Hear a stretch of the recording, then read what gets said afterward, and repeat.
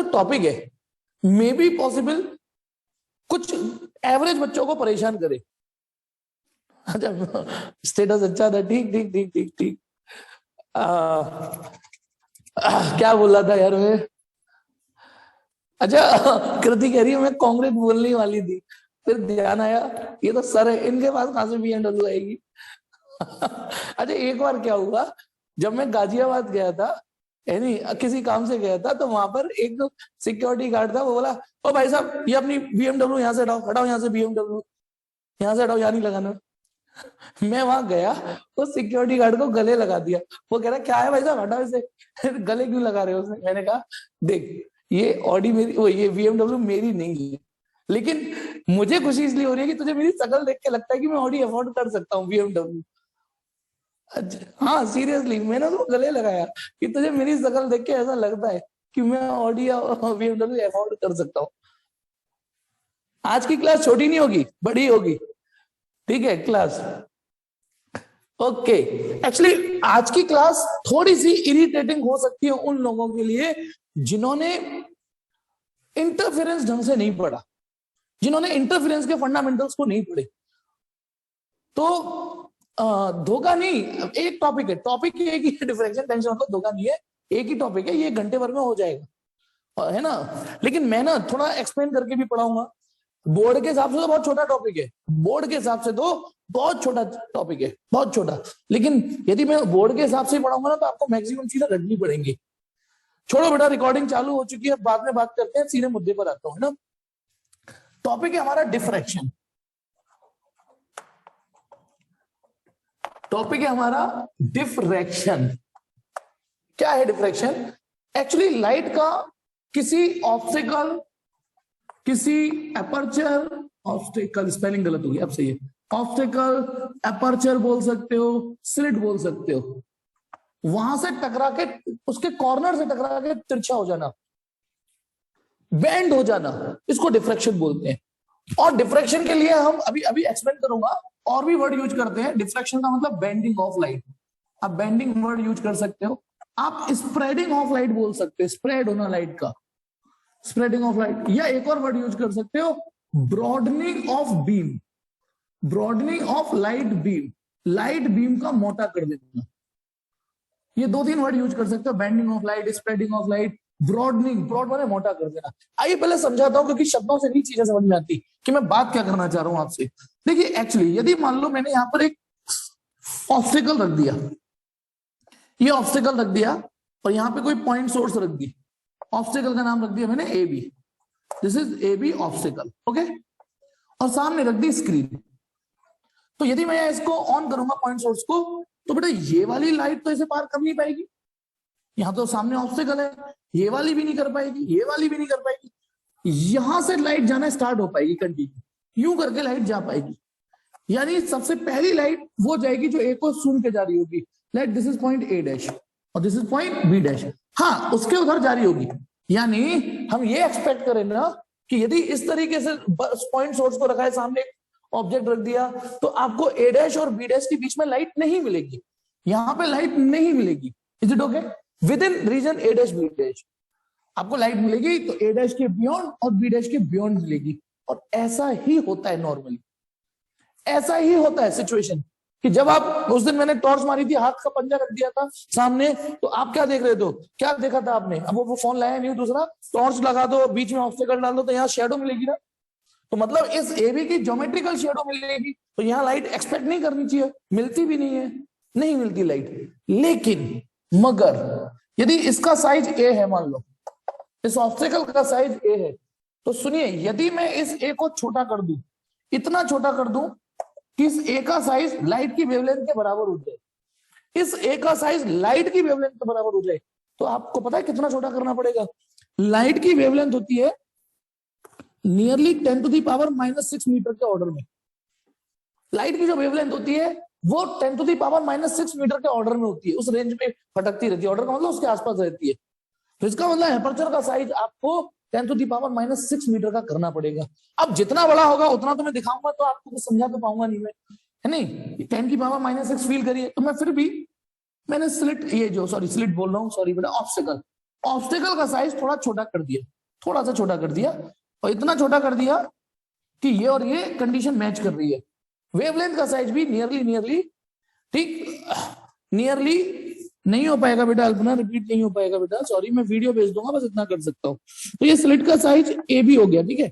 अब मैंने यहाँ सोर्स रखा, सोर्स, तो एक अजीबोगरीब चीज देखने को मिली। अच्छा, यहाँ पे हमारे लिए कोई क्वेश्चन मार्क नहीं उठता, क्योंकि हम यही देखते हैं नेचुरल लाइफ में और यही मिलता है, यहाँ पे कोई लाइट नहीं पहुंचती। लेकिन यदि स्लिट का size nearly equal to wavelength कर दे तो एक अजीब सी बात, लाइट हमको ए डैश और बी डैश के बियॉन्ड तो मिलती है ही, हमको ए डैश के इधर और बी डैश के इधर मिलती है, लेकिन हमें यहां भी लाइट मिलनी चालू हो जाती है। ये क्या बात हुई?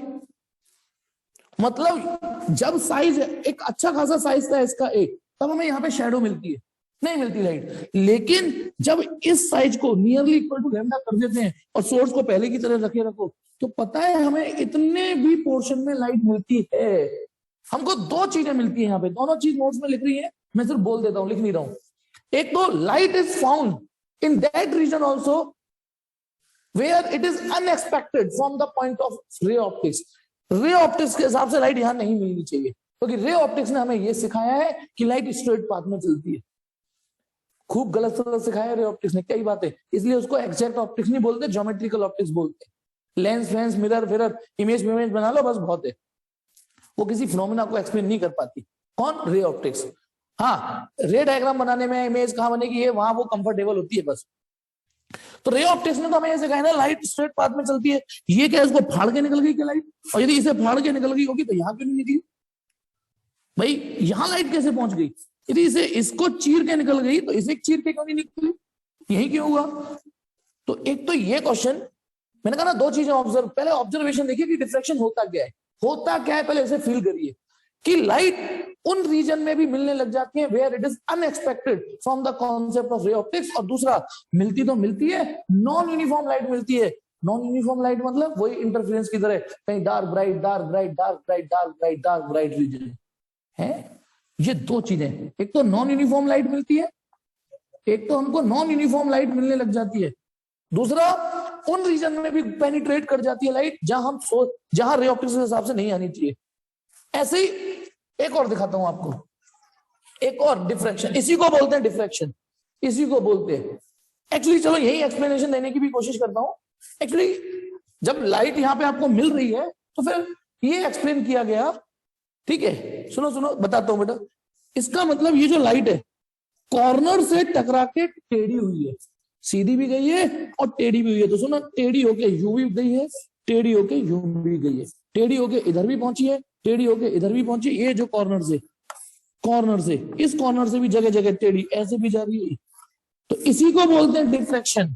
तो अब आपको इतना तो समझ में आ गया, हाँ यार, यदि हम ये एज्यूम करें कि लाइट टकरा के टेढ़ी हुई है तो यहाँ इस रीजन में लाइट का पहुंचना बनता है, तो पहुंच रही है। और फिर इमेजिन करो, एक लाइट जो यहां से टेढ़ी होकर यहां पहुंची, एक लाइट जो यहां से टेढ़ी होकर यहां सुपर इम्पोज हो रही है, तो आप देख रहे हो ना सुपर इम्पोजिशन तो यहाँ हो रहा है। और लाइट आप इंटरफेरेंस में ताजा पढ़ के आए हो कि जब लाइट को सुपर इम्पोज करती है तो वहां कंस्ट्रक्टिवली भी कर सकती है और डिस्ट्रक्टिवली भी कर सकती है। लाइट जब लाइट पे ओवरलैप होती है तो इस बात जरूरी नहीं है कि रोशनी बढ़े, हो सकता है वो एक दूसरे को कैंसिल कर दे और एक दूसरे को घटा दे। कुछ समझना भी स्टार्ट करिए, कुछ समझना स्टार्ट करिए कि अच्छा यहां से लाइट टेढ़ी हो के पहुंची है, तिरछी हो के पहुंची है, तिरछी हो के पहुंची है यहाँ पे, और फिर जो यहाँ तिरछी हुई, जो यहाँ पे तिरछी हुई, ओवरलैप भी करेंगी। फिर ओवरलैप दिख रहा है ना, भसड़ भी होगी। तो यदि ये ओवरलैपिंग, ये सुपर इम्पोजिशन कंस्ट्रक्टिवली हो रहा है तो वहां ब्राइट फ्रिंज मिलेगी, डिस्ट्रक्टिवली हो रहा है तो डार्क फ्रिंज मिलेगी। थोड़ा एक्सप्लेनेशन भी दिया। एक और देखते हैं।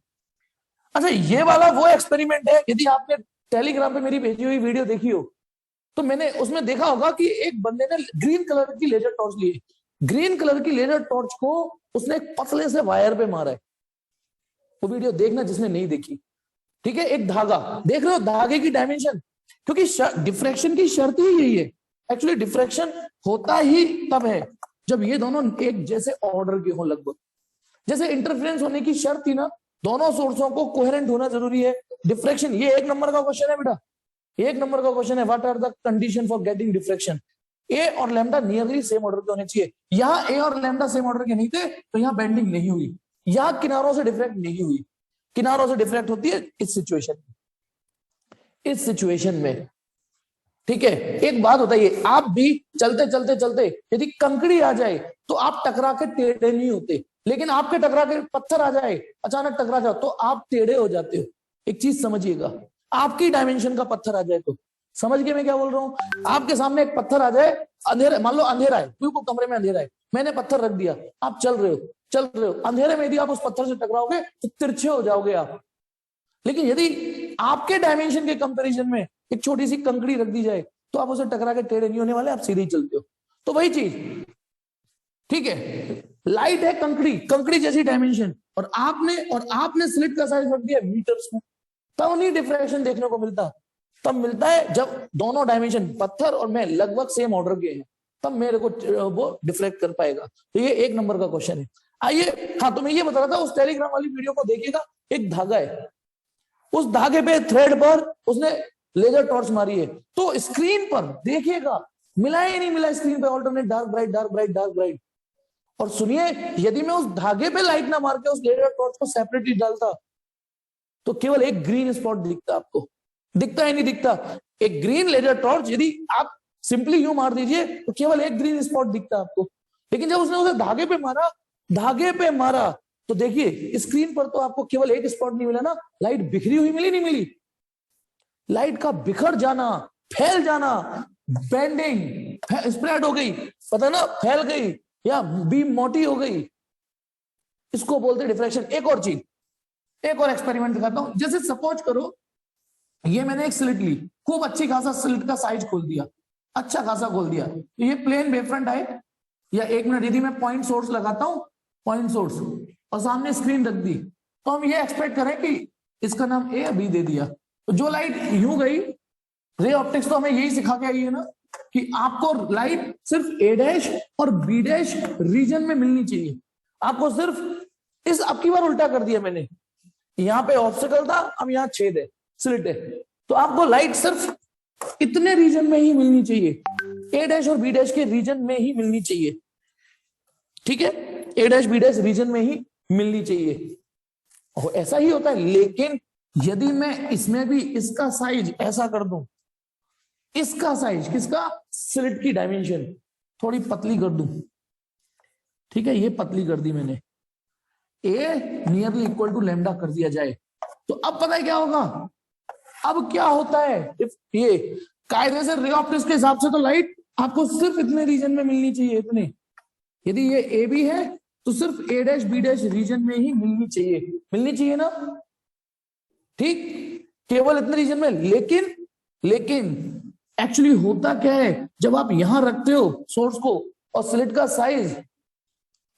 साइज वेवलेंथ के इक्वल करते हैं, ठीक है, तो आपको यहां पर इतने रीजन में लाइट बिखरी हुई मिलेगी, यहां पर भी लाइट पहुंच जाती है, जबकि इस वाले फिगर में बी डैश के नीचे और ए डैश के ऊपर लाइट नहीं मिलेगी। लेकिन अब यदि सिचुएशन ऐसी जनरेट कर दी तो रे ऑप्टिक्स कह रही है कि केवल इतने रीजन में स्पॉट मिलना चाहिए, लेकिन आपको ए डैश के इधर और बी डैश के इधर भी खूब लाइट मिलती है। और इसके लिए तो आप इनकार नहीं कर सकते, इसे तो मैंने टेलीग्राम पे बोल दिया, इसे तो मैंने खुद परफॉर्म करके दिखाया था, खुद मैं बार बार बोल रहा था कि वो डिफ्रैक्शन था। याद करिए, ब्लेड को स्लिट बनाई थी मैंने, ब्लेड से स्लिट बनाई थी ना, और सुनिए, जब मैंने ब्लेड पर टॉर्च मारी थी, है ना, ब्लेड पर, तो स्क्रीन पर आपने लाइट को बिखरा हुआ देखा था। क्या लेजर टॉर्च की जो लेजर बीम थी, लेजर बीम थी, मैं एक काम करता हूं, बनाता हूं, ये आपको स्क्रीन पर ये मिला था या नहीं मिला था? ये मिला था, ये और हाथ कंगन को आरसी किया, आपको मैंने लाइव करके दिखाया था, ये इतने बड़े रीजन में लाइट मिली थी। क्या लेजर टॉर्च यदि मैं सिंगल हैंडेडली उस स्लिट पे नहीं मारता तो लेजर टॉर्च की ऐसी तो दिखती बस बीम, बताओ आप सोचिए, आपने लेजर टॉर्च से खूब गेम खेला होगा, डाला होगा, यदि लेजर टॉर्च नॉर्मली मार दीजिए तो इतने बड़े, जो भी उसकी बीम की थिकनेस होगी उतनी थिकनेस तक का स्पॉट दिखता है।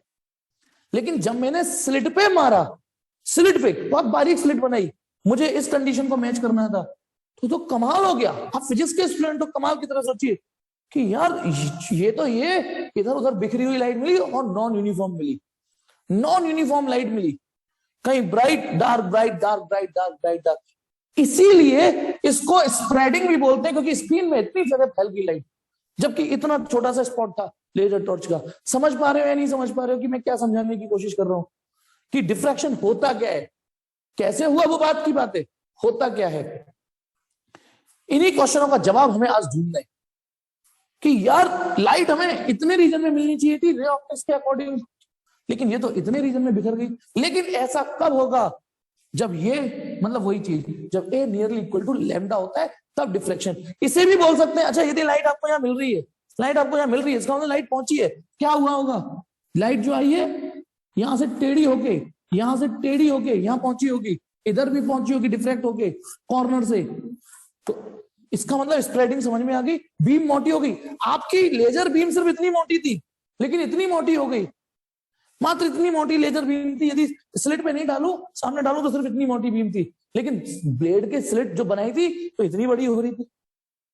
तो इसलिए इसको बेंडिंग स्प्रेडिंग ब्रॉडनिंग, क्योंकि बीम इतनी मोटी थी इतनी मोटी कर दी आपने, ठीक। हाँ, तो गौर से देखिए, इसका मतलब इन कॉर्नर से लाइट टेढ़ी हुई है, इन कॉर्नर से लाइट टेढ़ी हुई है, इस कॉर्नर से, अच्छा हर एंगल पे हुई हो। मैं एक बार इसको जूम करता हूं, मैं जो दिखा रहा हूं ना लाइट यूं 40 डिग्री 30 डिग्री 20 डिग्री हर एंगल पे डिफ्रैक्ट हुई है। कॉर्नर से लाइट को टेढ़ा हो जाना, ऐसी कॉर्नर से लाइट का टेढ़ा हो जाना। तो अब बताइए यदि लाइट यहां जा रही है, लाइट यहां भी जा रही है, तो इतने रीजन में पहुंच गई नहीं पहुंच गई लाइट। और फिर एक बीम जो यहां गई, एक बीम जो यहां से सुपर इम्पोज हो रही है, तो यहां तो सुपर इम्पोजिशन भी पहुंच रहा है।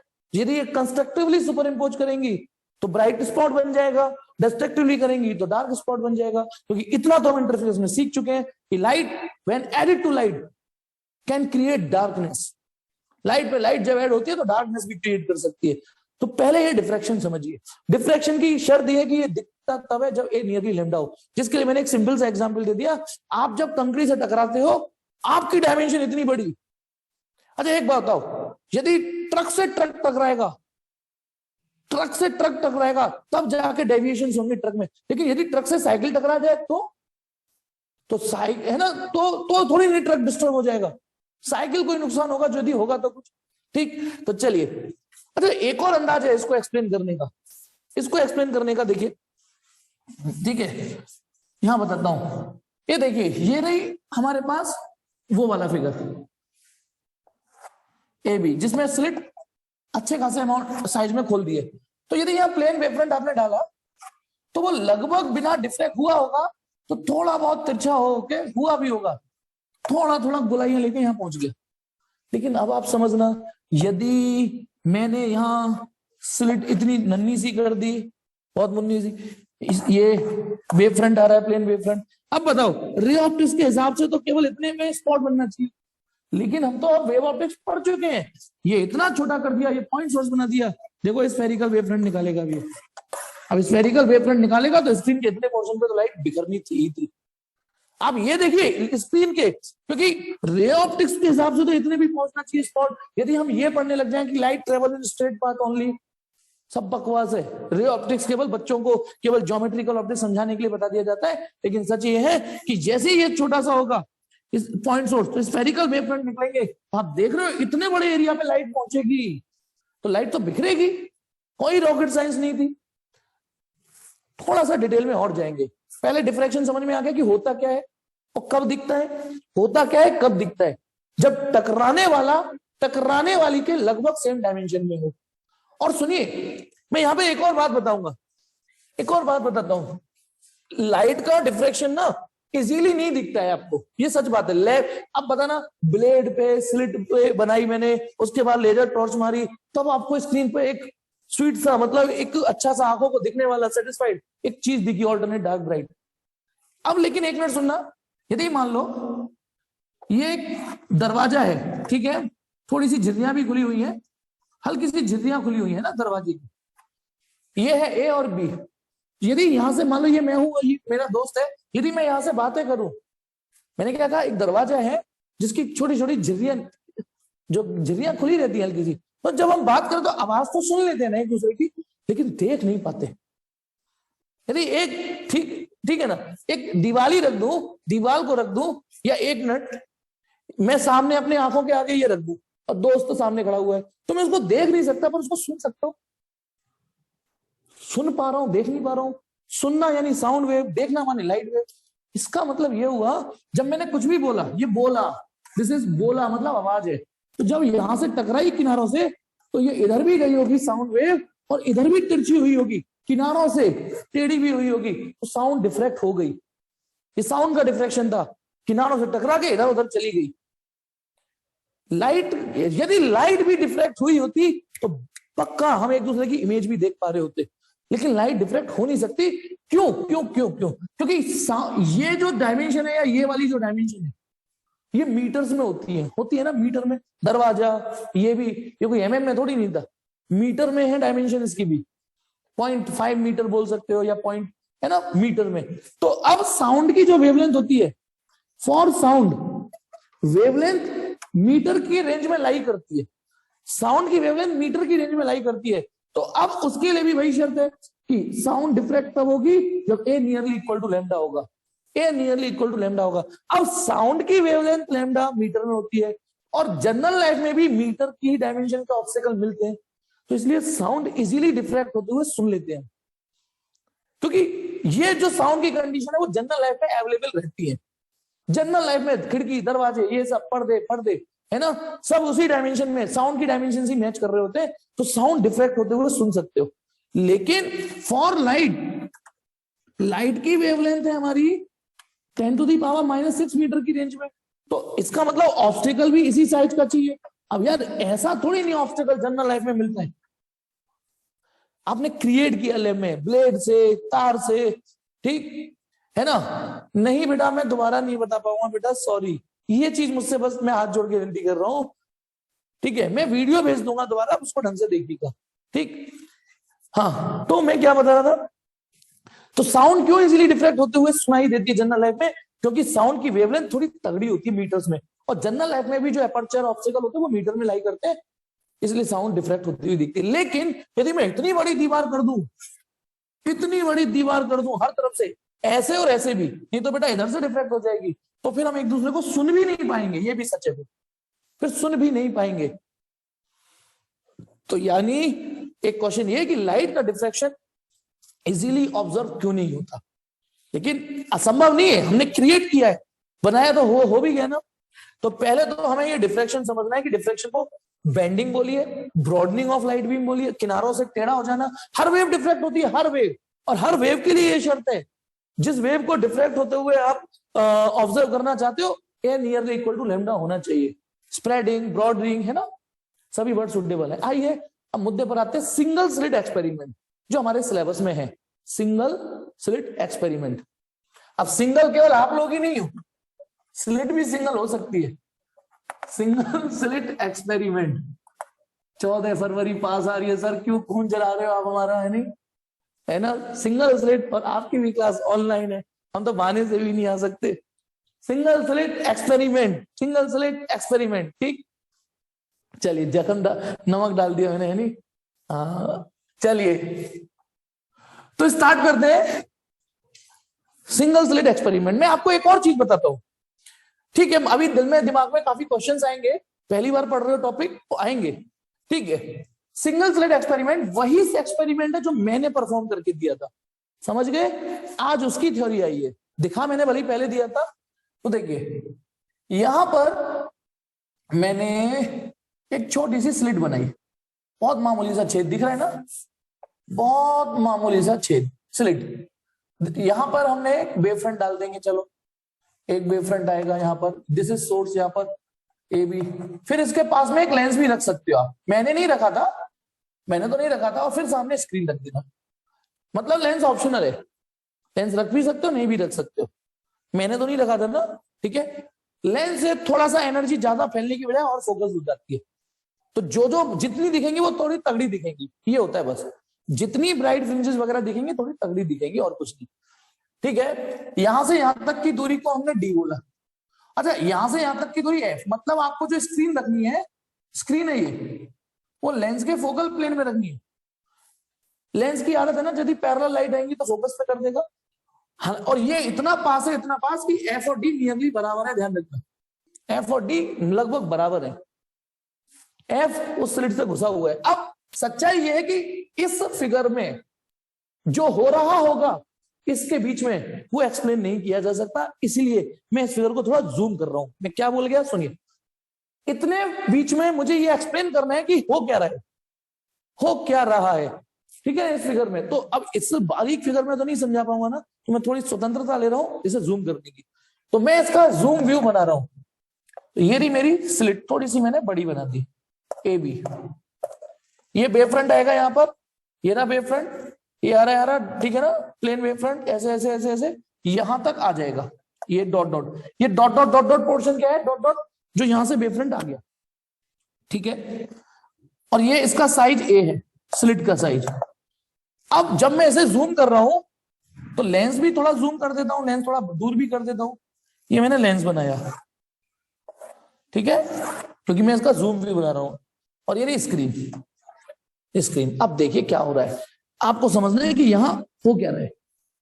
डिफ्रैक्शन में समझा चुका हूं कि डिफ्रैक्शन होता क्या है, लाइट का फैलना।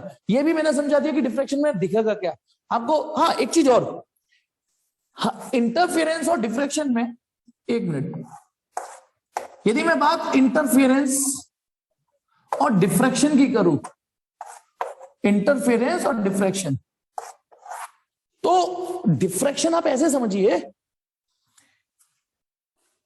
जैसे आपको रेजिस्टेंस निकालना है।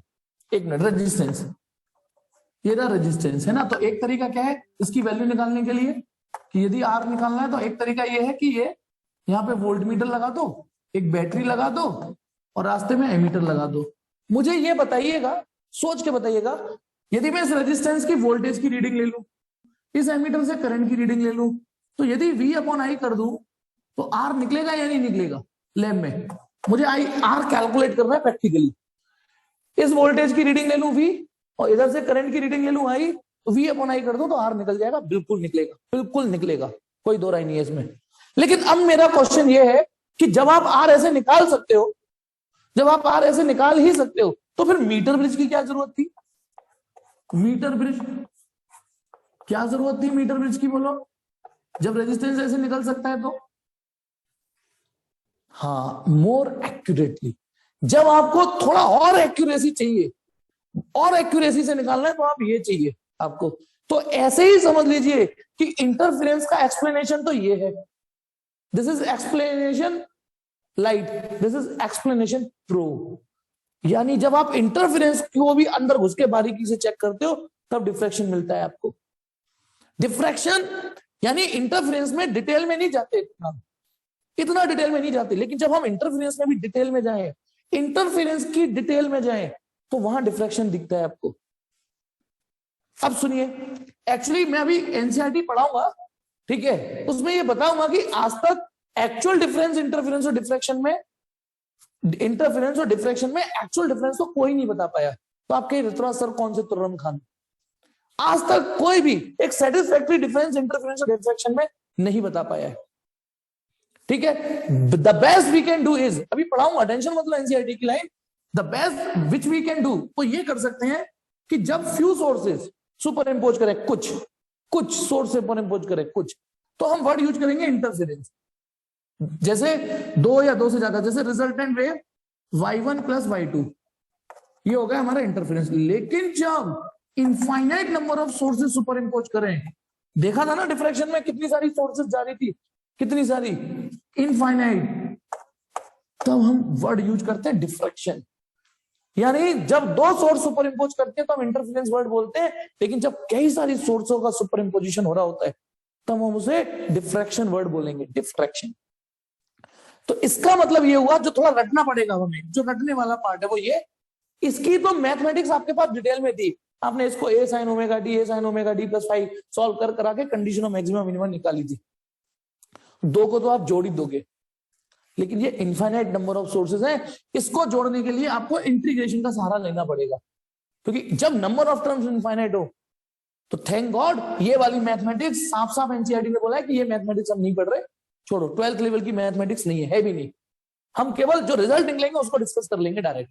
और कुछ आर्ग्यूमेंट से डिस्कस कर लेंगे। तो इंटरफेरेंस और डिफ्रैक्शन में कोई बेसिक अंतर नहीं बता पाया है।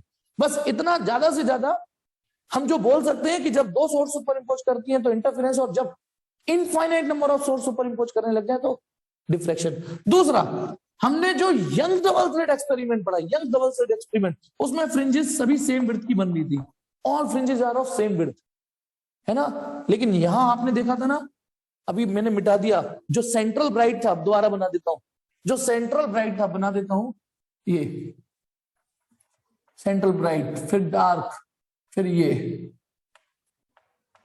ऐसे करके। तो आप डिफ्रैक्शन में आपको ये दिखता है, सेंटर वाला ब्राइट तो बहुत मोटा है, फिर उसके बाद अगला ब्राइट थोड़ा पतला हो गया, पतला पतला ले पतला गया, पतला गया है। तो यहां पे जो बीटा था सबका सेम था, लेकिन यहां जो बीटा निकलेगा वो सेम नहीं आएगा, वो वेरी करेगा, वेरिएबल। समझ में आया? यदि आप सिंगल स्लिट एक्सपेरिमेंट को स्टडी कर रहे हो, तो सिंगल स्लिट एक्सपेरिमेंट को स्टडी कर रहे हो तो सिंगल स्लिट एक्सपेरिमेंट में बनने वाले बीटा सब अलग अलग होंगे, और बीटा ही नहीं, इंटेंसिटी भी अलग अलग होगी। ब्राइट वाला तो बहुत ललन टॉप चमक रहा होगा, याद करो उस एक्सपेरिमेंट को, ध्यान दो, दोबारा देख लेना, वो प्राइवेट नहीं है वीडियो। जो सेंटर पे स्पॉट बना था वो तो ललन टॉप चमक रहा था, उसके बाद अगला चमक रहा था, थोड़ा कम था, लेकिन अगला वाला और कम, फिर धीमे धीमे ब्राइटनेस कम हो रही थी। तो यहां जो इंटेंसिटी का ग्राफ बना था वो तो ये बना था, याद करो, ये, यदि ये सेंट्रल मैक्सिमा है तो जितनी सेंट्रल मैक्सिमा ब्राइट होगी उतनी अगली ब्राइट होगी, उतनी अगली ब्राइट होगी। लेकिन यहां जो ग्राफ बनेगा, अब समझ जाओ क्यों ऐसा ग्राफ बन रहा है, क्योंकि सेंट्रल मैक्सिमा के तो मजे थे, यहां तो बहुत सारी लाइट आ रही है, उसके बगल वाले की ब्राइटनेस कम होगी, उसके बगल वाले की ब्राइटनेस कम होगी। ये डिफ्रैक्शन में, actually not diffraction, single slit experiment में ये देखने को मिला हमें। मिला या नहीं मिला? सिंगल स्लिट एक्सपेरिमेंट में ये मिला, है ना। चलिए आप लोग पेज नंबर 370 खोलिए, मैं थोड़ा सा पढ़वाता हूं ताकि आपको ये ना लगे कि मास्टर सी बना रहा है, बेवकूफ बना रहा है, ठीक है। तो पेज 370 पर तीसरी लाइन है, मैं पढ़ देता हूं बेटा, आप पे नहीं है तो। पेज 370 पर ये जो थर्ड लाइन है, no one has ever been able to define the difference between the interference and diffraction satisfactorily। आज तक कोई बता ही नहीं पाया कि कब सारा इंटरफेरेंस बोलना है, कब डिफ्रैक्शन बोलना है, कोई सेटिस्फैक्टरली बता ही नहीं पाया है, क्योंकि दोनों में हमको डार्क ब्राइट पैटर्न मिलते हैं, दोनों में एनर्जी रीडिस्ट्रीब्यूट हो जाती है कि नहीं हो जाती है, ठीक। It is just a question of uses and there is no specific important physical difference between them. वो ये भी कह रहा है कि इनके बीच में कोई खास अंतर है भी नहीं। लेकिन आगे, the best we can do is, जो हम बेस्ट कर सकते हैं वो ये कह सकते हैं, इज रफली स्पीकिंग, रफली ये बोल के, is to say that when there are only a few sources, say two interfering sources, यदि दो इंटरफेयरिंग सोर्सेज है, या एक आध और जोड़ दीजिए, 3 कर दीजिए, 4 कर दीजिए, say two interfering sources, then the result is usually called interference. तो हम जो रिजल्ट आएगा हम जनरली फिर उसे इंटरफेरेंस पुकारते हैं। लेकिन आगे क्या लिखा हुआ है? But if there is a large number of them, it seems that the word diffraction is more oftenly used। इतना समझ में आया नहीं आया ये बताओ पहले? टाइम लगेगा बेटा, छोटी सी बात है, एग्जाम में तो छोटा सा आएगा, लेकिन आपको रटना ना पड़े, मैं पूरी कोशिश कर रहा हूं, ठीक है। जब infinite number of source super impose करेंगे तो हम जनरली ये यूज करते हैं।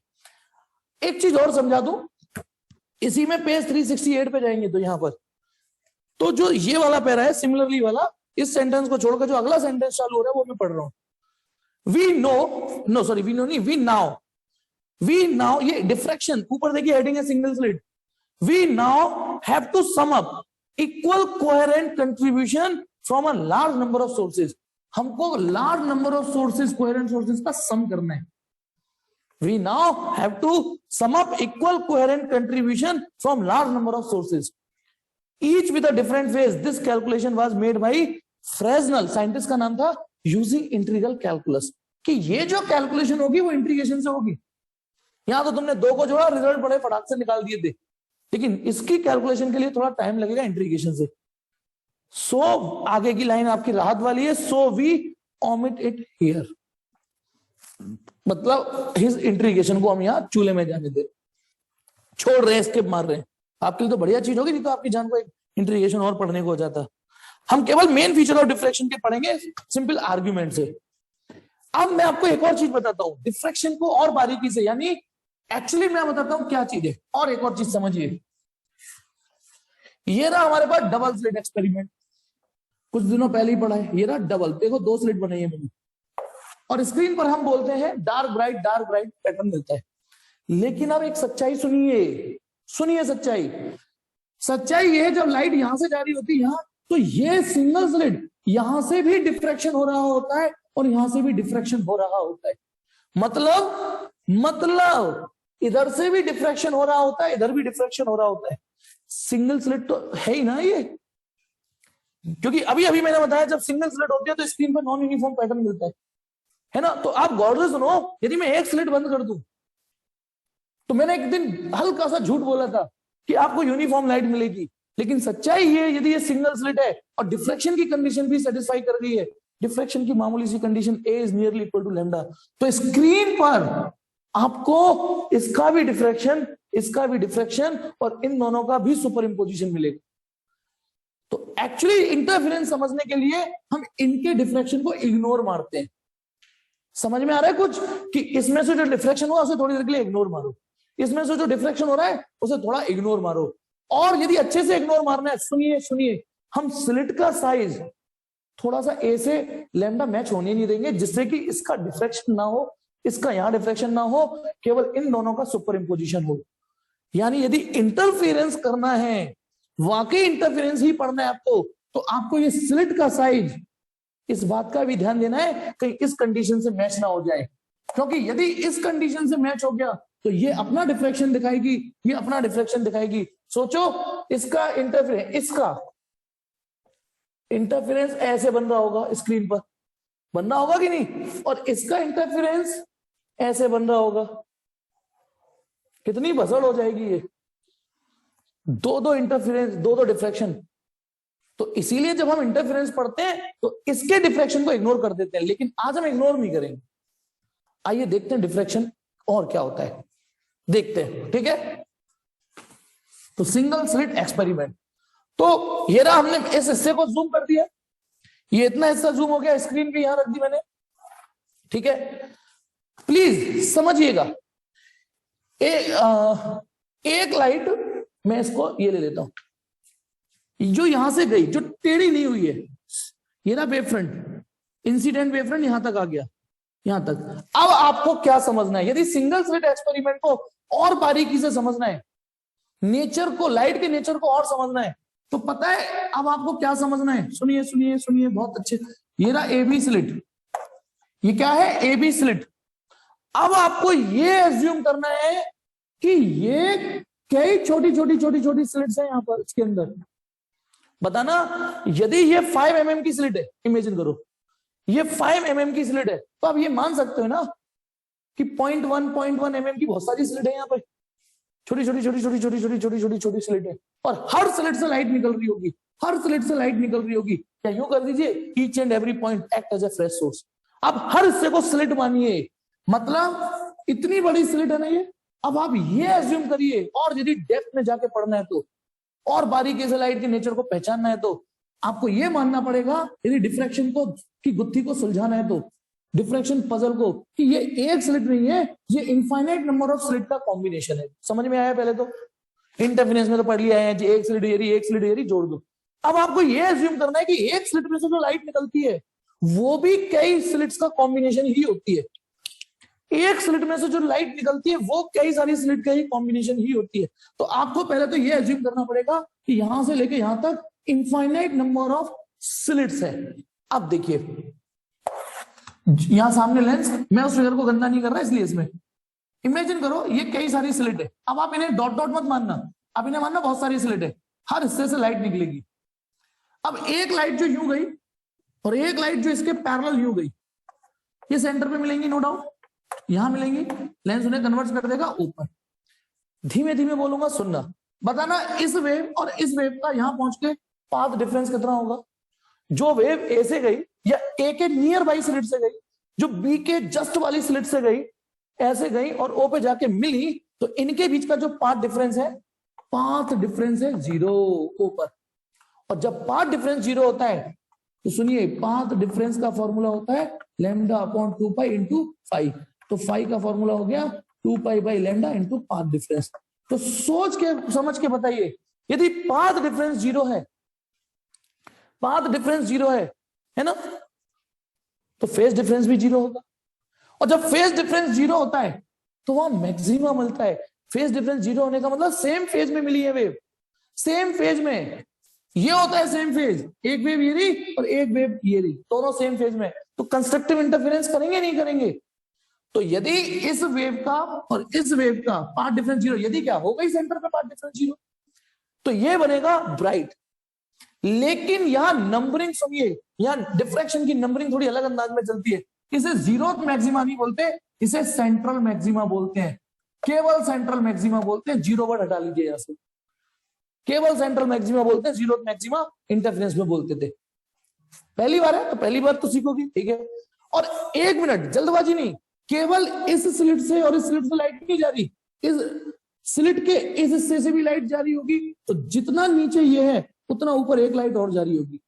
अब आप बताइए, एक लाइट ये, एक लाइट ये, जितनी नीचे इसके उतनी ऊपर ये भी तो ओ पे ही जाके मिलेंगी।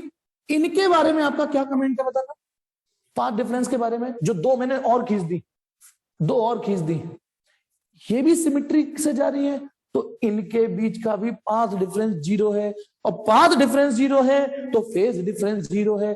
फेज डिफरेंस 0, इसका मतलब इन दोनों ने भी वहां जाके कंस्ट्रक्टिवली ही सुपर इंपोज किया है, कंस्ट्रक्टिवली सुपर इंपोज किया इन दोनों ने भी। तो इन दोनों का भी जो कंट्रीब्यूशन है सेंटर पे जब पहुंचा, ब्राइटनेस का रहा। मतलब यदि इन्होंने एक और एक दो कर दिया, इन्होंने भी एक और एक दो, यानी कंट्रीब्यूशन और बढ़ गया। अब तो सिमिलरली थ्योरम जिंदाबाद। स्लिट के इस हिस्से से जो लाइट जाएगी तो उतना ही नीचे इधर ले लीजिए सिमेट्रिकल, जब ये यहां पड़ेंगी तो बताइए इस वाली, जैसे 1 1 1 डैश, 2 2 डैश, 3 और 3 डैश, बताओ 3 और 3 डैश जिसमें मैंने नंबर दिया है ना, 3 और 3 डैश जिनको नाम दिया, इनके बीच का भी पाथ डिफरेंस 0 है ना, पाथ डिफरेंस 0। तो ये भी कंस्ट्रक्टिवली सुपर इंपोज करेंगे सेंटर पे मैक्सिमा। यानी इन शॉर्ट, स्लिट के हर हिस्से से लाइट जब ऊपर पहुंचेगी तो वो एक कंस्ट्रक्टिव इंटरफेरेंस जनरेट करेंगी और सेंटर पर बनेगा ब्राइट। उसको बोलेंगे सेंट्रल ब्राइट या सेंट्रल मैक्सिमा, ठीक है। अब चलिए, ओ की कहानी तो हमें समझ में आती है, ओ की। चलो एक काम करता हूं, दो रे बना भी देता हूं, थोड़ी भसड़ जरूर होगी, लेकिन कुछ दाग जैसे अच्छे होते हैं तो कुछ भसड़ भी अच्छी होती है। दिस इज ओ। क्या ये कॉन्सेप्ट पहले बताओ, मैंने एक लाइन जो पढ़ी थी उसमें लिखा था कि हम मैथमेटिक्स तो नहीं लेकिन आर्गुमेंट्स से बात कर लेंगे, हम आर्गुमेंट से बात कर लेंगे। हमने एक आर्गुमेंट जनरेट कर लिया कि ओ पर सभी वेव का पाथ डिफरेंस 0 है। तो यानी जब पाथ डिफरेंस 0 है, यहां पे पाथ डिफरेंस कितना है, पाथ सेंट्रल मैक्सिमा, जहां पे पाथ डिफरेंस कितना निकला 0। किस किस के बीच में, इसके इसके बीच में, इसके इसके बीच में, सबके बीच में पाथ डिफरेंस 0 था। सेंट्रल पे मैक्सिमा बन गया, जिसको सेंट्रल ब्राइट बोलते हैं। होपफुली यहां तक समझ में आ गया। अब consider any random point on the screen, random point, ये हो सकता है ये ब्राइटनेस बनना हो या डार्कनेस, हमें अभी इस बात से मतलब नहीं है। तो अब देखिए, सच्चाई ये है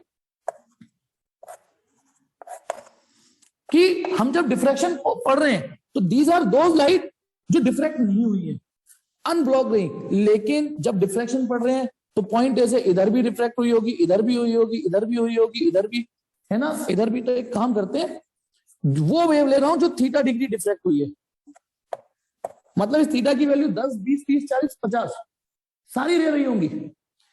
तो एक इसके पैरेलल वाली और लीजिए, उतनी ही जो थीटा डिग्री डिफ्रैक्ट हुई है नीचे से भी। देखना ये डायग्राम समझ में आ रहा है।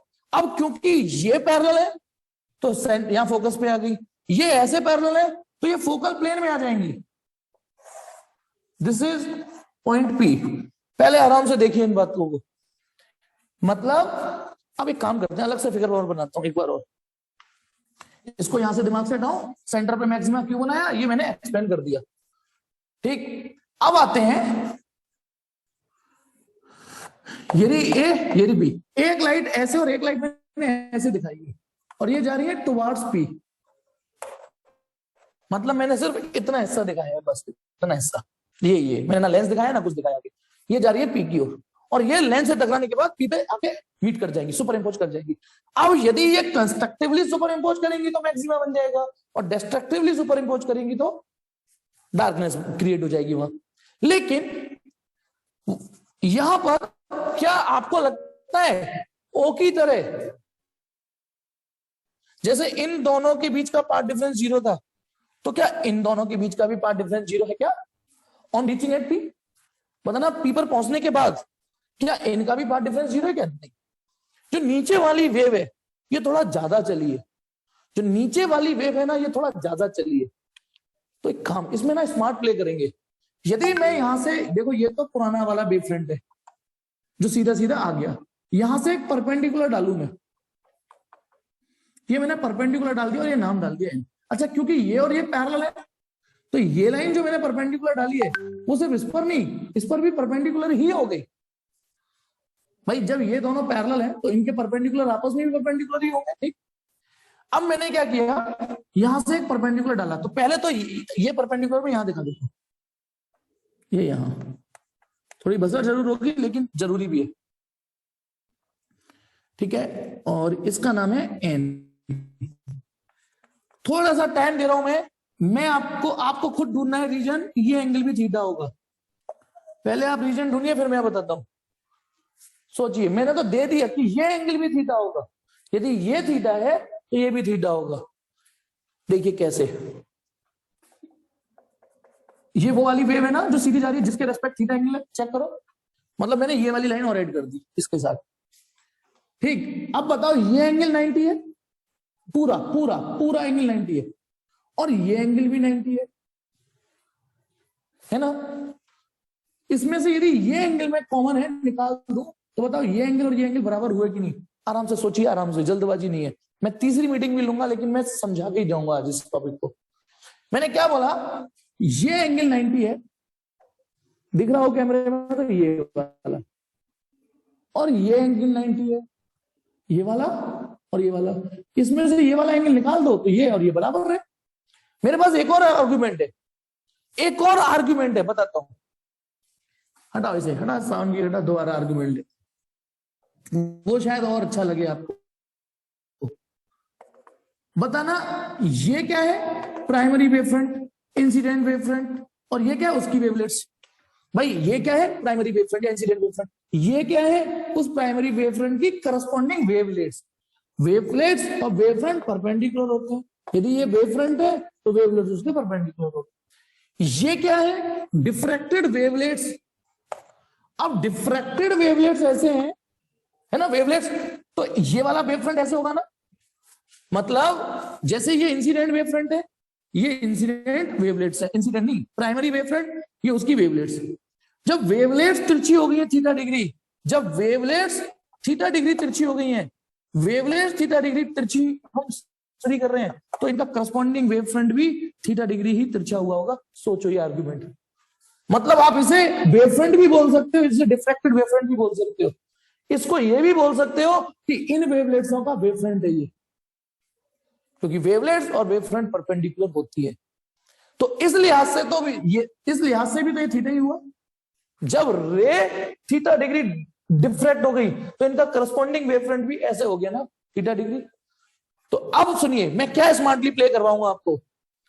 आपने ठीक पहचाना था कि ए से वेव जो पी पे गई और बी से जो वेव पी पे गई, इनके बीच का पाथ डिफरेंस 0 नहीं है। ये वाली थोड़ा लंबा चल के गई है। गौर से सोचो, जो नीचे वाली है ये वाली, वो इतना ही तो एक्स्ट्रा चल के गई है, सिर्फ इतना ही तो उसने एक्स्ट्रा चल दिया, बाकी तो उसके बाद सिमिलर पाथ चलाएगा। तो यानी पाथ डिफरेंस एक्चुअली बीएन है। सोच के देखिए, पाथ डिफरेंस का मतलब कौन कितना एक्स्ट्रा चला है, बस यही। तो नीचे वाली जो वेव है वो इतना एक्स्ट्रा चल के गई है, इतना एक्स्ट्रा चली है, यही है पाथ डिफरेंस। यानी एट पी जो पाथ डिफरेंस है वो बीएन ही है। पॉइंट पी पे पहुंचते पहुंचते जो पाथ डिफरेंस होगा बीएन, और इसको हम ट्रिग्नोमेट्री से निकाल सकते हैं। बेटा ये ए है स्लिट का साइड, और इस ट्रायंगल में साइन थीटा खेलो, साइन थीटा इस ट्रायंगल में खेलो, तो परपेंडिकुलर अपॉन हाइपोटेनस परपेंडिकुलर है bn,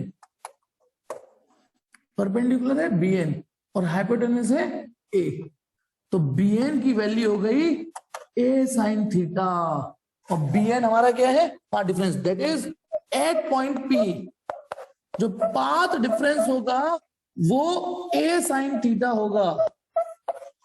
ये चाहे पॉइंट पी पे डार्क बनना हो, चाहे ब्राइट बनना हो, कुछ भी बनना हो, ज्योमेट्रिकल पार्ट डिफरेंस इतना होगा। देखना इतना समझ में आया या नहीं आया, जल्दी बोलो। पॉइंट पी पे जो पार्ट डिफरेंस होगा इस वाली वेव और इस वाली वेव के बीच में, कौन सी वाली, एक्सट्रीम पॉइंट्स जो है, एक्सट्रीम, हालांकि स्लिट तो यहां से बहुत सारी खुली हुई है, अभी हम उन सब की भी बात करेंगे। तो जो एक्सट्रीम पॉइंट से जा रही है उनके बीच का पार्ट डिफरेंस है sin थीटा। अच्छा ये वाला रिजल्ट पॉइंट ओ पर वेरीफाई करके देखो, पॉइंट ओ पर वेरीफाई करके बताना, यदि पॉइंट पी ओ पर आ जाए तो थीटा की, अच्छा एक लाइन और बना सकते हो, जैसे ये पैरेलल है तो एक और पैरेलल खींच दीजिए, दिस इज थीटा। तो बताना यदि पॉइंट पी खिसकते खिसकते नीचे आ जाएगा ओ पर तो थीटा की वैल्यू 0 हो जाएगी, और थीटा की वैल्यू 0 डाल दीजिए, पार्ट डिफरेंस 0 आएगा, मतलब सेंटर पे आने वाली वेव्स का पार्ट डिफरेंस 0 होगा। तो चलो सटीक लग भी रहा है कि हाँ सही जा रहे हैं, ठीक है ओके। पहले इतनी बात मान लू, मैं इतनी बात ओके करूं, इतनी बात ओके करूं, ठीक। अब जो रटने वाला मटेरियल है वो सुनिए। हाँ एक्चुअली और यहां जो नंबरिंग चलती है उसको सुन लीजिए, धीमे धीमे सीख जाओगे नंबरिंग। इसको सेंट्रल मैक्सिमा बोलते हैं, बस बाकी सबको सेकेंडरी मैक्सिमा और सेकेंडरी डार्क बोलते हैं, या नाम सुन लीजिए, इसको सेंट्रल मैक्सिमा बोलते हैं या प्राइमरी मैक्सिमा, बाकी जितने भी मैक्सिमा बनेंगे उनको सेकेंडरी मैक्सिमा, सेकेंडरी डार्क, और नंबरिंग कैसे होगी, इसका नाम है फर्स्ट सेकेंडरी मैक्सिमा। नाम थोड़ा ऊटपटांग लग रहेगा स्टार्टिंग में, ये पहला मैक्सिमा, अच्छा सेकेंडरी वर्ड हटा दीजिए थोड़ी देर के लिए, पहला मैक्सिमा तो यही था ना इंटरफेरेंस में, बस इसमें पहला सेकेंडरी मैक्सिमा, ये क्या है,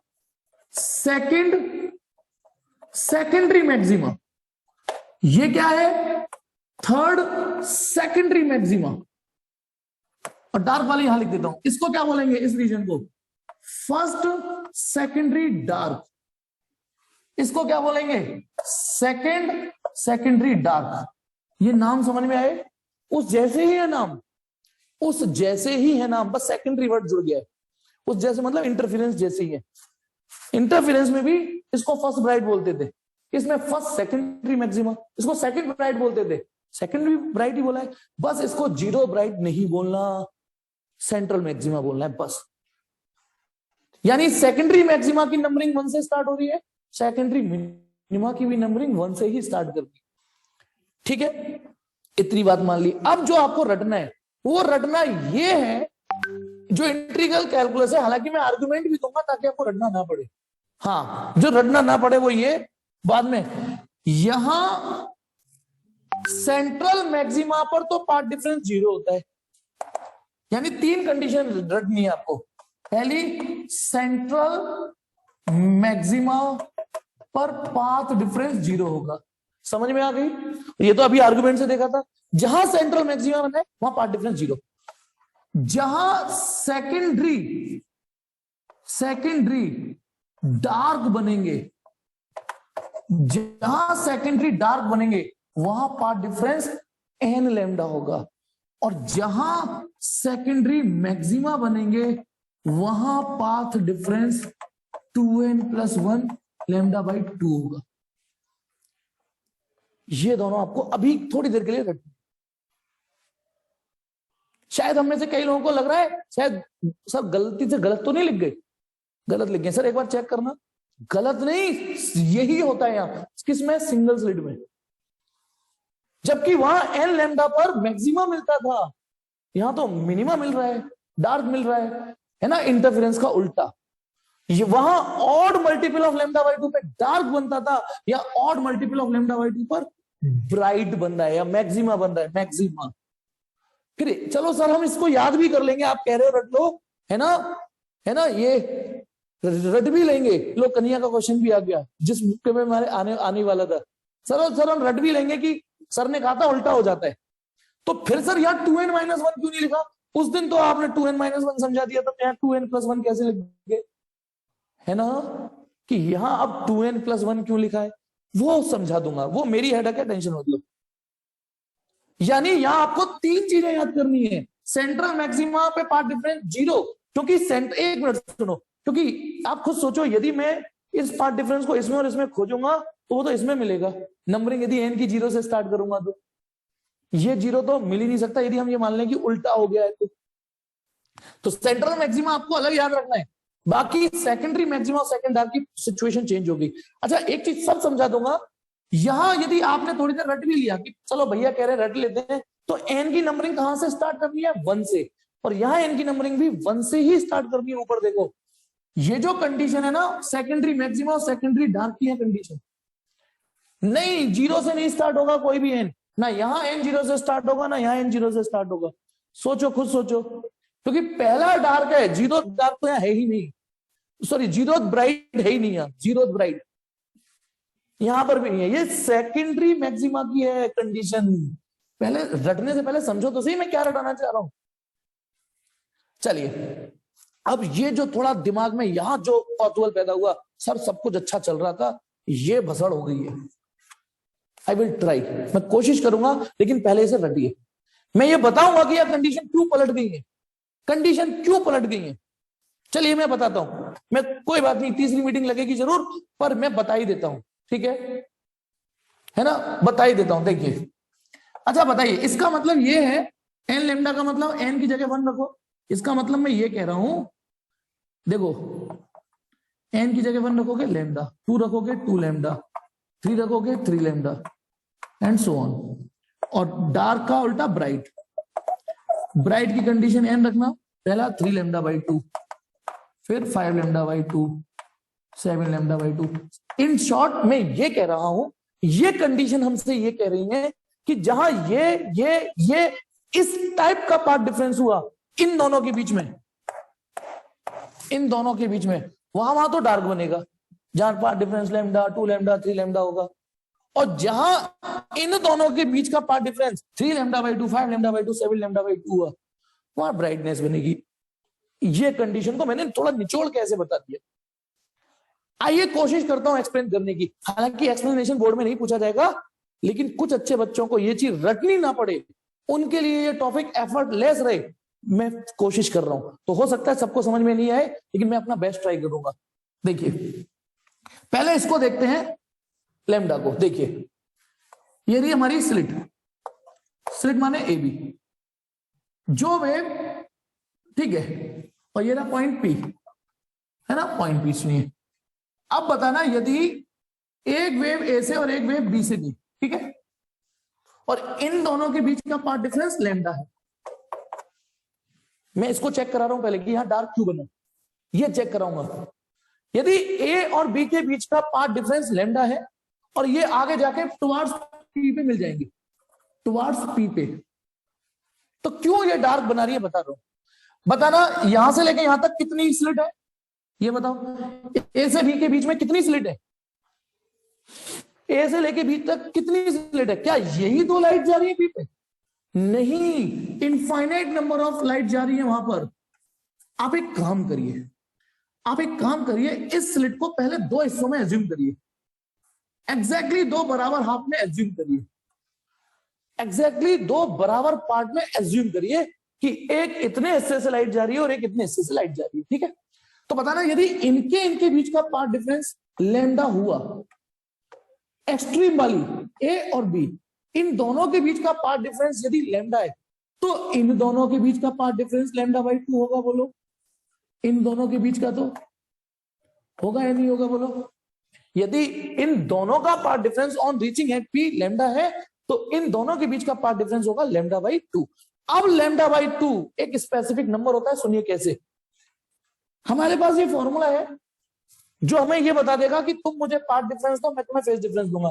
हमने कहा यार ये वेव और ये वेव पॉइंट पी पर सुपर इंपोज कर रही है। अब मैं आपसे पूछूं वहां जाके कंस्ट्रक्टिवली करेंगे या डिस्ट्रक्टिवली करेंगे ये दोनों, तो आप देखोगे सर हमें पहले कुछ पता तो चले तभी तो बताएंगे। तो मैं यहां 2 पाई बाई लेमडा, कितना पार्ट डिफरेंस है इन दोनों के बीच में, लेमडा बाई 2, लेमडा से लेमडा कट गया, 2 से 2 कट गया, पाई। धीमे धीमे बोलूंगा सुनना, इन दोनों के बीच का पाथ डिफरेंस कितना है? इन दोनों के बीच का path difference lambda by two. इन दोनों के बीच का यदि path difference lambda by two है तो फेज डिफरेंस आया पाई। पाई माने 180 डिग्री। जब दो वेक्टर 180 डिग्री पे होते हैं तो वो एक दूसरे को कैंसिल करते हैं। ऐसी जब दो वेव पाई डिग्री के फेज डिफरेंस से सुपर इंपोज करेंगी, पाई मतलब एक वेव ऐसे और एक वेव ऐसे, इसको इसके ऊपर रख दीजिए, इसके ऊपर रख दीजिए, एक वेव ऐसे ऐसे, कैंसिल हो जाएंगे कि नहीं? यानी लाइट यहां से लेके यहां तक इनफाइनाइट लाइट पहुंची है पी पे, इनफाइनाइट लाइट पहुंची है वहां पे, लेकिन हुआ क्या, जो लाइट ये जा रही है और जो लाइट इससे lambda by to path difference पे मौजूद है, ये और ये वहां जाके पाई का फेज डिफरेंस बना रही है, एक दूसरे को कैंसिल कर देंगी। समझ में आया? कैंसिल कर देंगी। और सुनो, 180 डिग्री से पहले कोई ऐसा एंगल नहीं आता जिस पर दो वेक्टर एक दूसरे को कैंसिल कर सके, एग्जैक्ट कैंसिल कर सके। तो इसका मतलब लैम्डा बाई टू से पहले ऐसा कोई पाथ डिफरेंस नहीं आएगा जब वो कैंसिल कर सके। ये और ये पहले ये समझ में आया कि नहीं कि ये दोनों जब वहां जाके ऐड हो रही होंगी, वहां पे नो डाउट इनफाइनाइट लाइट जा रही है, लेकिन पहले आप इन दोनों को तो देखिए। मैं मानता हूं स्लिट के हर हिस्से से लाइट पहुंच रही है, एक इस डॉट से, एक इस सबसे लाइट पहुंच रही है, लेकिन आप जब आप इसका और इसका पाथ डिफरेंस लैम्डा बोल चुके हो, तो इसका path difference lambda by to हुआ, तो पहले आप ये देखिए कि जब दो वेव के बीच का path difference lambda by to होता है तो फेज डिफरेंस 180 डिग्री होता है, अपोजिट फेज। तो ये और ये वहां जाके कैंसिल कर देंगे कि नहीं कर देंगे? यानी जो वेव इससे टकराएगी, ये दोनों जब टकराएंगी कैंसिल। अच्छा चलो सर ये कैंसिल हो गई, फिर व्हाट अबाउट दिस वेव? ये तो पहुंचेगी, स्लिट के इस हिस्से भी तो लाइट पहुंचेगी। तो सुनिए, जितना नीचे आपने इसको लिया है उतना ही नीचे एक और वेव लीजिए। तो जब इन दोनों के बीच का path difference lambda by two है तो इनके बीच का भी लैम्डा बाई टू ही होगा। तो बताना ये वेव भी वहां पे जाके जब lambda by to path difference होगा तो इसका मतलब ये भी फेज डिफरेंस 180 होगा इनके बीच में भी, तो ये दोनों भी एक दूसरे को कैंसिल करेंगी। चलो सर हमने मान लिया इसने इसको कैंसिल कर दिया, इसने इसको। What about this wave? ये भी तो जा रही होगी वहां पर, तो जितना नीचे ये है इसके उतना नीचे एक और ले लीजिए, तो फिर इन दोनों के बीच का भी path difference lambda by to, ये भी कैंसिल कर देंगे। सिमिलरली थ्योरम से फील करिए, यानी हर अपर पार्ट के लिए एक लोअर पार्ट मौजूद है लैम्डा बाई टू का। एक वेव स्लिट के उस हिस्से से जा रही होगी तो एक लैम्डा बाई टू नीचे से भी जा रही होगी, एक इधर जा रही होगी तो एक लैम्डा बाई टू नीचे से भी जा रही होगी। तो बताना इस स्लिट के इस हाफ से निकलने वाली हर लाइट को इस स्लिट के निकलने वाली हर लाइट ने कैंसिल कर दिया कि नहीं कर दिया? देखो यहां समझना बहुत जरूरी है, झूठ मत बोलना, समझ में आ जाए तभी आगे बढ़ेंगे। यानी इसने इसको कैंसिल कर दिया, इसने इसको कैंसिल कर दिया, इसने इसको। सिमिलरली थ्योरम को यूज करिए, बताना नो डाउट मैं यू कह रहा हूं यहां से लेके यहां तक 1000 लाइट है, 1000 5000 लाइट है, लेकिन जो लाइट यहां से गई जो यहां वो कैंसिल हो गई ना, जो ये वाली थी वो इससे कैंसिल हो गई, जो ये इससे, और जो यहां 2500 वाली होगी वो यहां इससे कैंसिल होगी। तो ये समझ में आ रहा है या नहीं आ रहा कि ये सब वहां जाके डिस्ट्रक्टिवली इंटरफेरेंस कर रही है। डिस्ट्रक्टिव लाइट तो बहुत सारी पहुंची, लेकिन इसने इसको कैंसिल कर दिया, इसने इसको कैंसिल कर दिया, इसने इसको कैंसिल कर दिया। ठीक है, तो इसका मतलब वहां डिस्ट्रक्टिव इंटरफेरेंस हो रहा है ना, यानी सब अपर पार्ट के लिए एक लोअर पार्ट कैंसिल करने के लिए मौजूद है। अपर पार्ट से जस्ट लैम्डा बाई टू नीचे एक वेव और होती है, एक ये जाती है उसके लैम्डा बाई टू नीचे उसे कैंसिल कर देती है। तो इसका मतलब ओवरऑल पॉइंट पी पे क्या मिला आपको? ओवरऑल क्या मिला पॉइंट पी पे? पॉइंट पी पे मिला डार्कनेस। कब मिला डार्कनेस? जब यहां से यहां तक का पाथ डिफरेंस लैम्डा था। चलिए 2 लैम्डा पे डिस्कस करते हैं। मान लो ए और बी, एक वेव यूं जा रही है, एक वेव यूं जा रही है टुवार्ड्स पी, और इनके बीच का पाथ डिफरेंस 2 लैम्डा है। 2 लैम्डा ये वाला है, अब ये वाला है। तो अब आप ए से लेके बी तक, ए से बी तक का पाथ डिफरेंस 2 लैम्डा है, और ए से बी तक इनफाइनाइट नंबर ऑफ स्लिट्स है, इनफाइनाइट नंबर ऑफ स्लिट है, लेकिन आप उस पूरे स्लिट के रीजन को 4 बराबर पार्टों में डिवाइड कर लीजिए। यहां से यहां तक 2 लैम्डा डिफरेंस है, तो इन दोनों के बीच का पाथ डिफरेंस लैम्डा होगा। तो इन दोनों के बीच में लैम्डा बाई 2 होगा, और इन दोनों, पहले ये बताइए समझ में आया यहां तक? मैंने स्लिट को 4 पार्ट में एज्यूम कर लिया, ये मान लिया कि स्लिट के इन 4 हिस्सों से लाइट पहुंच रही है 4 पार्ट में। तो अब बताओ, यदि इनका पार्ट डिफरेंस 2 लैम्डा है तो इसका पार्ट डिफरेंस लैम्डा होगा, और इसका पार्ट डिफरेंस लैम्डा बाई 2। इसका मतलब ये सारा इसको कैंसिल कर देगा। फिर जो लाइट इस रीजन से निकल रही होगी, तो एक लाइट और इसके नीचे से निकल रही होगी, तो बताइए जिस पे मैंने टिक लगाए हैं, ये वाली रे और ये वाली रे, इनका पार्ट डिफरेंस कितना है बोलो? यदि आपको कैमरे पे दिख रहा है और आप समझ पा रहे हो, इनके बीच का पार्ट डिफरेंस कितना है? ओहो, निकुंज ने ठीक बोला, हर्ष तूने दूसरी बार भी गलत बोला। इन दोनों के बीच का पाथ डिफरेंस बोल रहा हूं प्रियांशु, पाथ डिफरेंस बताइए पहले। यार ये कमाल हो गया यार, मेरी मेहनत को आप रिवार्ड नहीं कर रहे हो। दिव्यांश ने ठीक बोला यार, एक बार फिर से समझाना पड़ेगा क्या? हर्ष ने भी गलत बोला, तीसरी बार भी गलत है। निकुंज ने ठीक बोला, अब क्यों बार बार टाइप कर रहा है? मुझे लग रहा है बाकियों ने तो सरेंडर कर दिया, लेकिन कोई बात नहीं, जिसको समझ में आ रहा है वो समझिए, नहीं आ रहा मैं क्या कर सकता हूं यार। देखिए मैंने क्या किया, यदि ए से चलने वाली वेव और बी से चलने वाली वेव जो पी पे जाके मिल जाएंगी, ये वाली, इनके बीच का पार्ट डिफरेंस यदि 2 लैम्डा है, तो आप एक काम करिए, स्लिट के 4 हिस्से एज्यूम करिए, तो बताना इसका पार्ट डिफरेंस 2 लैम्डा है, तो इसका लैम्डा हुआ 4 बराबर हिस्से, देखो 1 2 3 4, इसका पार्ट डिफरेंस 2 लैम्डा, इसका लैम्डा, तो इसका तो लैम्डा बाई 2 हुआ ना। तो बताइए इस वेव और इस वेव के बीच का पार्ट डिफरेंस कितना है? अब टिक जिस पे लगाया है मैंने, लैम्डा बाई 2। तो इसका मतलब ये वेव जब इस वेव से पॉइंट पी पे जाकर सुपर इंपोज करेगी, तो फेज डिफरेंस कितना होगा? लैम्डा बाई 2 का मतलब होता है अपोजिट वेव। लैम्डा बाई 2 को आदत डालो, लैम्डा बाई 2 पार्ट डिफरेंस मतलब फेज डिफरेंस 180 डिग्री, एक दूसरे को कैंसिल। तो यानी ये वेव इसको कैंसिल कर देगी, फिर इसके नीचे जो वेव जा रही होगी, तो इसके नीचे भी एक वेव है, तो बताना इन दोनों के बीच का पार्ट डिफरेंस कितना है?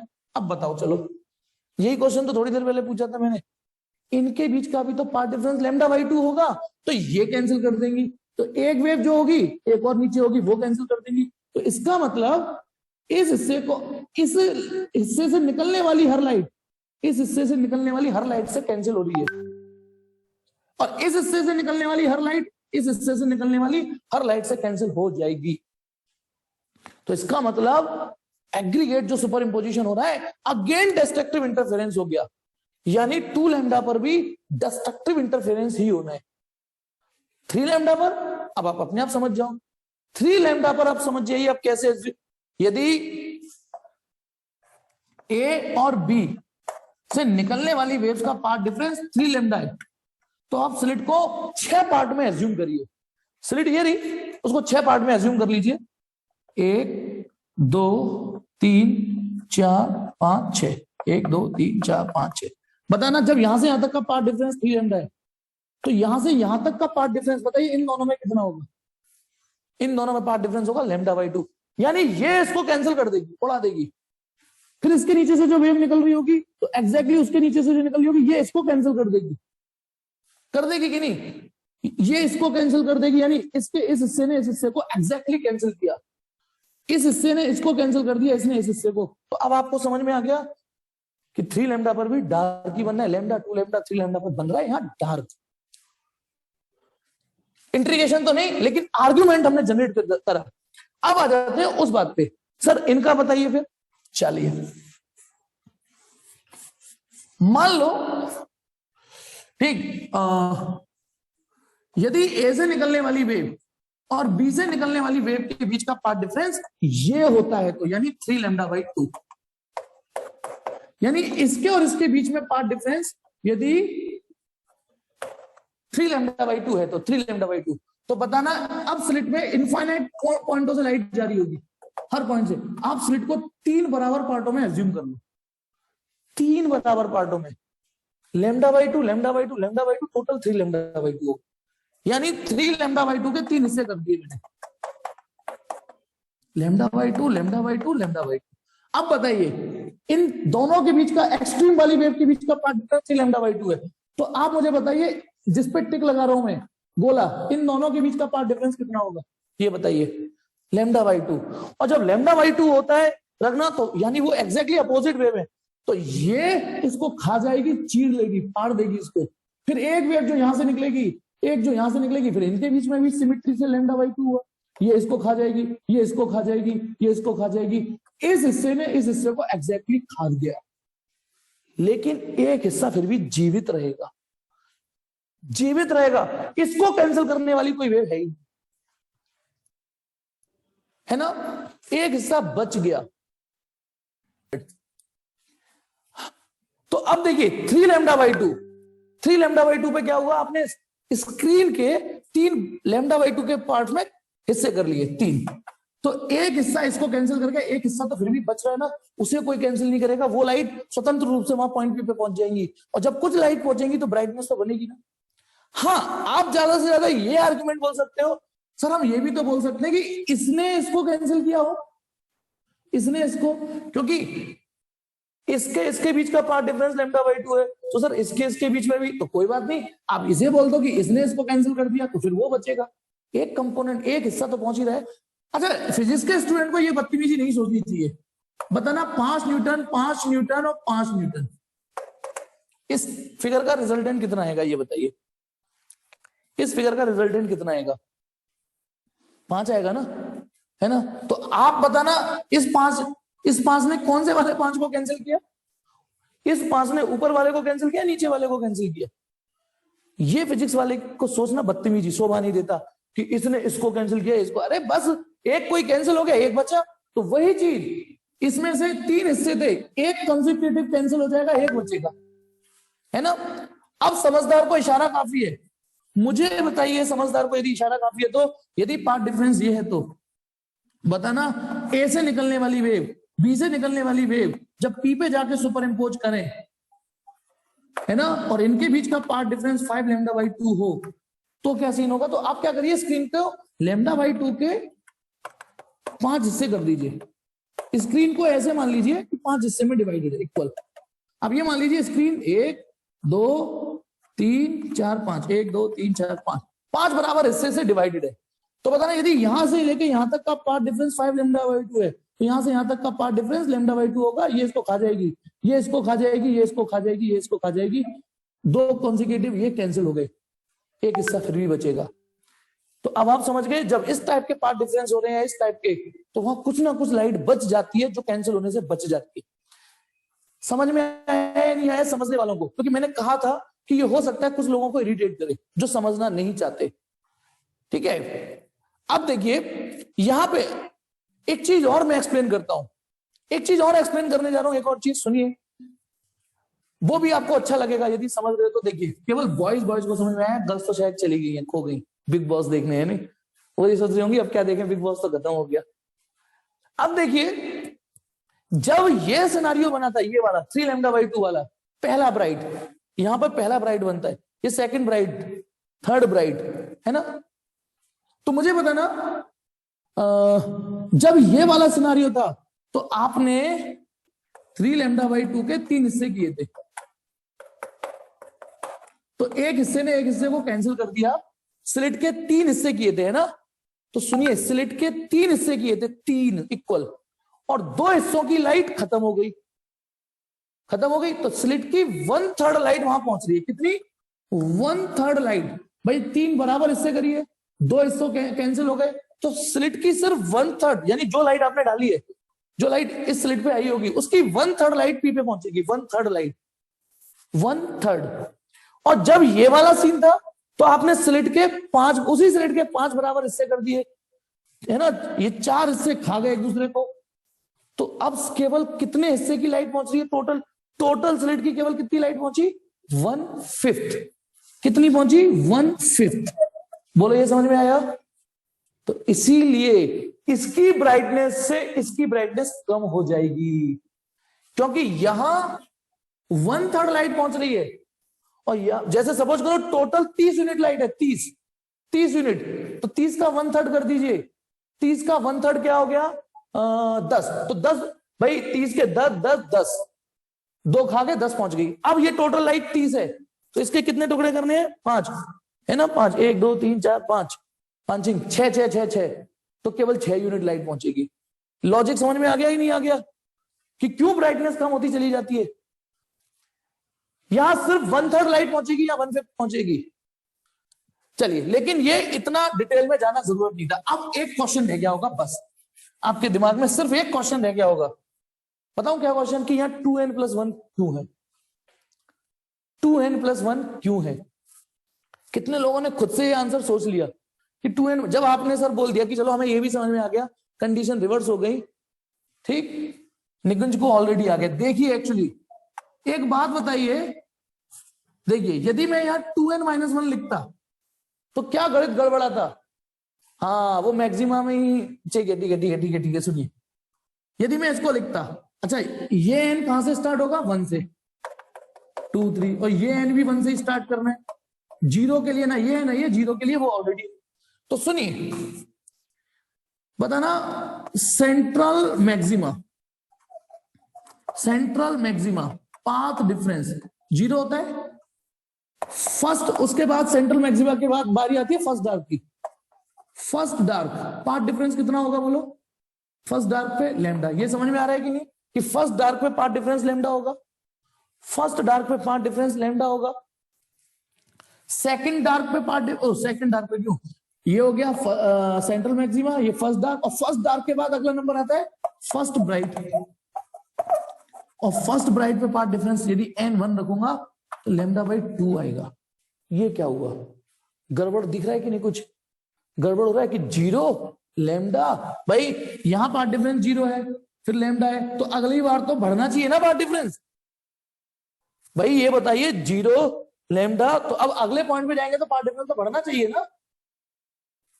तो ये चक्कर है, क्योंकि है ना, तो इसीलिए हम यहां 1 डालते हैं जिससे कि चीजें मैच करें ढंग से।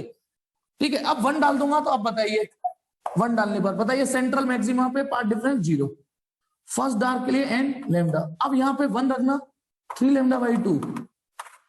समझ में आ रहा है नहीं आ रहा ये चीज?